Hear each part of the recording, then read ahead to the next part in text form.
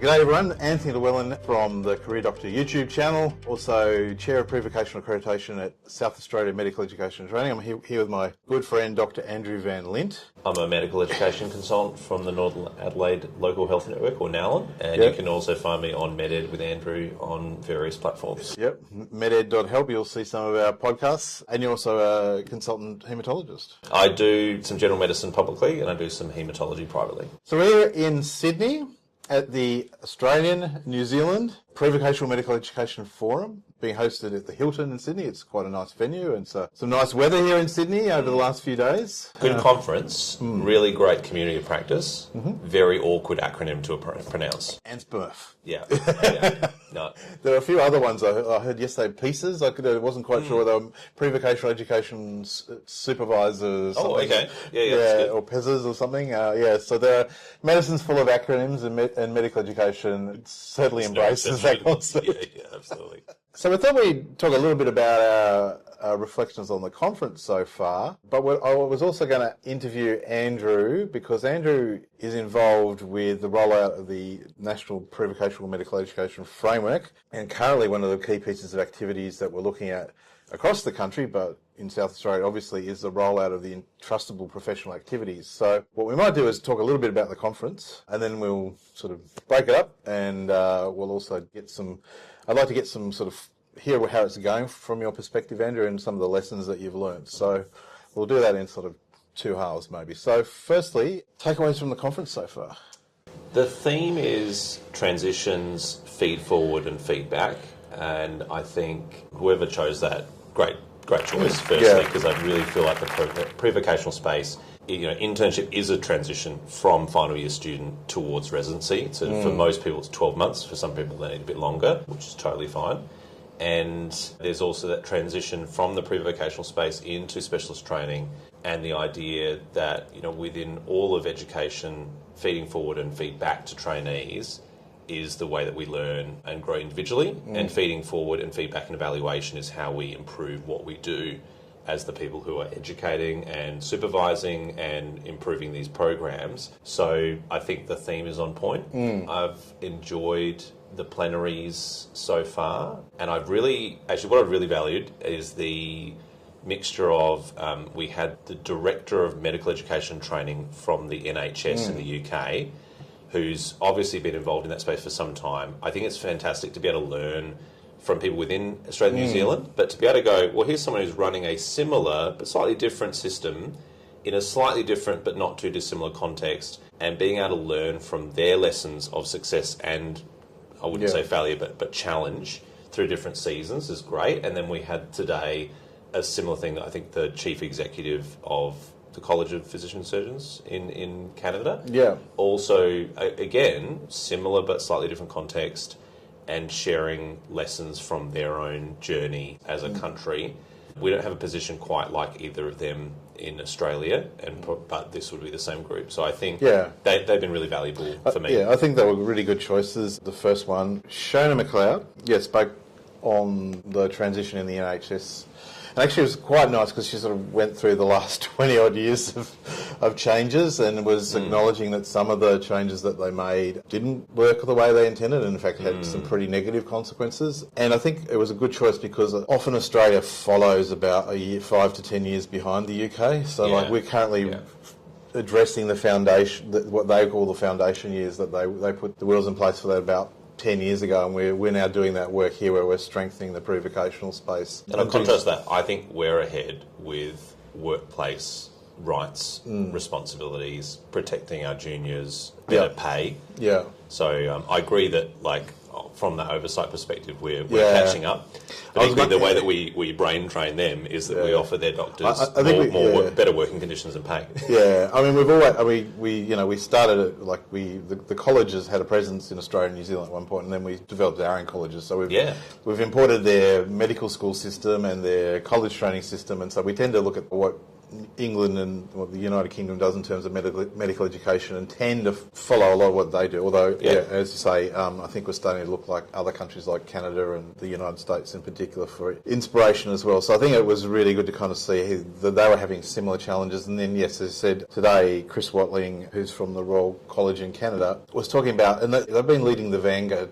The vanguard is leading. They've been in the vanguard of competency-based medical education for some time, and really pushing some of the limits around workplace-based assessments. And it was interesting to hear some of his reflections about how, again, that emphasis on getting lots of rich assessment in the workplace can lead to unintended consequences, and this concept that's emerging in the medical education literature of burden of assessment, and the idea that as much as you try and lower the stakes in a workplace-based assessment, that can often can affect that supervisor relationship in terms of that sort of informal work that happens between a supervisor and a supervisee in terms of mentoring them and debriefing their experience and all that sort of thing. So one of the takeaway principles, I think, that we were talking about just before was he was saying we need to have definitely a minimum number of assessments, and we need to ensure that they are high quality, both from the assessment perspective and the feedback for learning for the trainee. But we can't have so many that the burden is too great, and as we increase the number,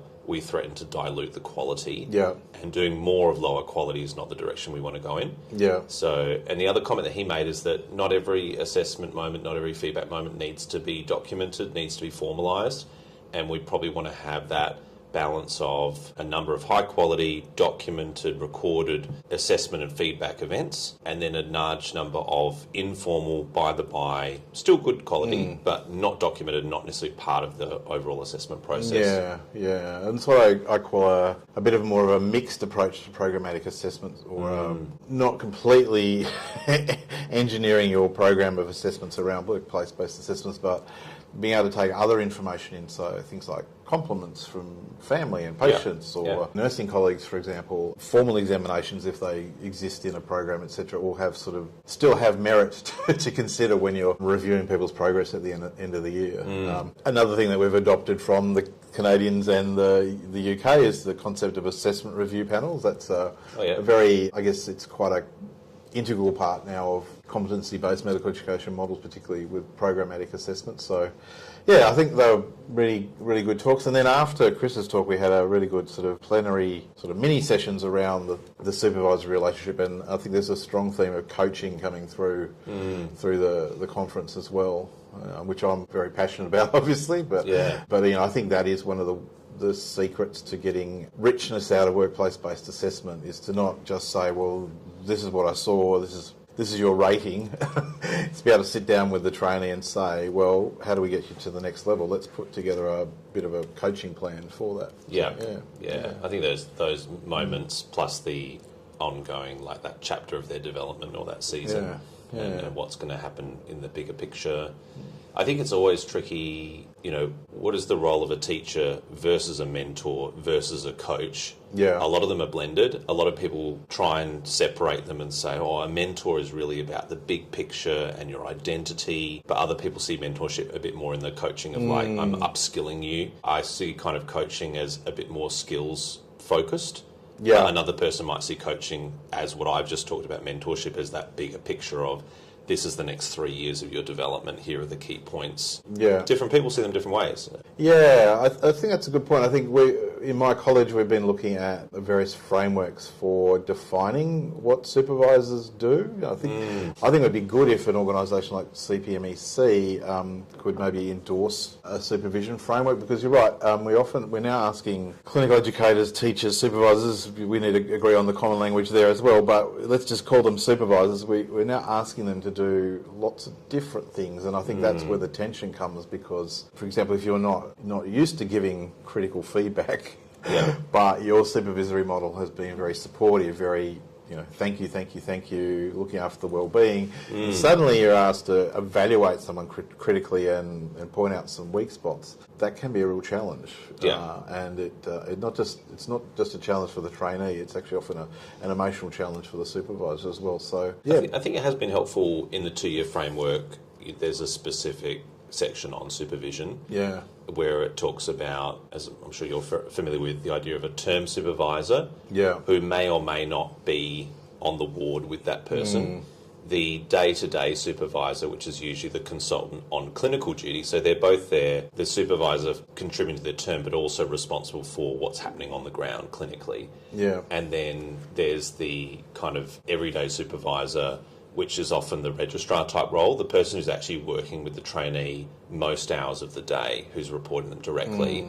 And that person won't have as much training formally as a supervisor, but probably should be more involved than we've recognised in the past. Yeah, particularly around feedback, I think, is what definitely. like how to give good feedback without smashing the morale of the junior, which I think is one of the themes that sort of has come out today in the talk. And those principles are the same, I think, for students as well. So if you think about, just an example, in my role as a public general physician, I currently will be on the same team for 6 months, but I'll probably only be there on ward duty for 2 to 3 weeks out of 6 weeks. And so there's 1 or 2 other consultants that are filling the rest of that time. And so the 3 of us consultants over that 6 months have the supervision. And then so we're allocated, and for example, at the moment, I'm the term supervisor for the intern and the resident, and one of my colleagues is the physician trainee supervisor, and that's just how we've allocated it for now. So because I'm only seeing that intern and RMO 2 weeks, and then 4 weeks later I'm seeing them for another 2 weeks, I see that liaising, I am the term supervisor, I am that day supervisor as well, the clinical supervisor, I think it's defined as. I think it's really important for me to liaise with my registrar, who's overseeing the day-to-day of the resident and the intern, so I do that. Because otherwise there's going to be things I'm missing in the afternoons when I'm not on the ward, things that I'm missing on another week where the dynamic may change in my absence. And then also liaising with my other 2 consultant colleagues to say, what are you seeing? This is what I'm seeing. Are we consistent? Are we seeing different behaviour? I think we need to do that more, because it is often the case, and I know this from my own network, that there can be a term supervisor who spends minimal time on the ward and relies instead on some second-hand information, or relies on the fact that no concerns have been flagged, therefore P's get degrees, if you will. No news is good news. So I think that's probably not where we want to be going, and a more collaborative way of doing things, just like the assessment review panel, going rather than one DCT or one leader being responsible, let's share that responsibility with a group of people who can probably come to a more balanced assessment, and also take responsibility for the hard decisions of not progressing someone if they're not ready. Yeah. So I think for me now, thinking about it, the one takeaway I'm taking from this conference is, yes, we need to do more about empowering our supervisors to give good feedback, as well as empowering the learners to receive feedback well, and in fact also solicit good feedback. I think there's definitely mileage there, but perhaps we need to take a step back and say, okay, these are now the roles that we're wanting our supervisors to take on, or the team, if you want to talk about the combination of supervisory roles is maybe another way of looking at it. That then gives us a framework to start thinking about what tools, resources, training, etc. should we be putting on in a place like South Australia to assist with that. So I think that's my one light bulb moment from the conference so far. Yeah. And you presented yourself already on a... I thanks to the organising committee. We've had a few posters, but I've had 2 talks. I presented on supporting trainees with neurodiversity in our DCT forum, and that really aligned well with other presentations on personality and learning styles, and on cultural communication awareness as well by Marissa and Lou. It was a privilege to present after the 2 of them, and it seemed to just, without us coordinating very much, it actually had a lot of crossing over themes, which is great.